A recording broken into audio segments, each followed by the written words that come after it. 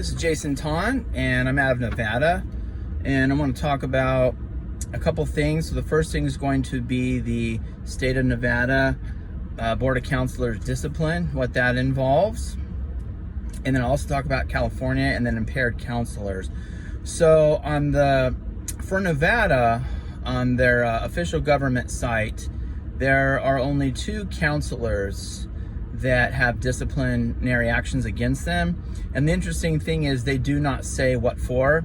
And even if you click on your names, you get no information other than you have the names of the 2. So if you were seeking counseling, you could look on there and say, okay, these 2 have something, and that would be enough to give you pause. But we don't know if, based on that alone, if they have their license revoked or what it's for. So to get a little more information, I went to my neighbor, California, to see what they have going on. Quite a bit more. Of course, the population's quite a bit more.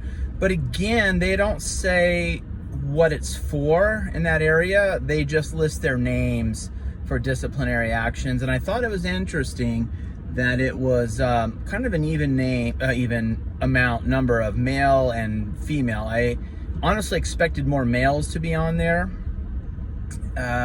and maybe more of a dual relationship with their client, inappropriate, but there was about half and half, and in that case, we just don't know. So on the Nevada side, on the official government side, Board of Counselors, they do spend some time talking about impaired counselors quite a bit. And similar to our textbooks, they say, the counselor is responsible for recognizing if they are impaired or if they are burnout. And they go into an explanation of what that means, signs to look for. And they also say the counselor is responsible for their ongoing wellness plan, however they see fit. So it would make sense to me, like before the burnout happens, to, as part of professional development, take the time to do whatever it is that feeds your soul. For me, it's CrossFit and yoga, sometimes piano. So whatever combination that is to really sit with yourself and figure out what's going to recharge that battery from what I'm dealing with. And the other thing I would recommend is really looking at your client from the perspective of, this is a client. There's going to be a healthy distance to where I'm not going to have a vicarious trauma of what I'm dealing with.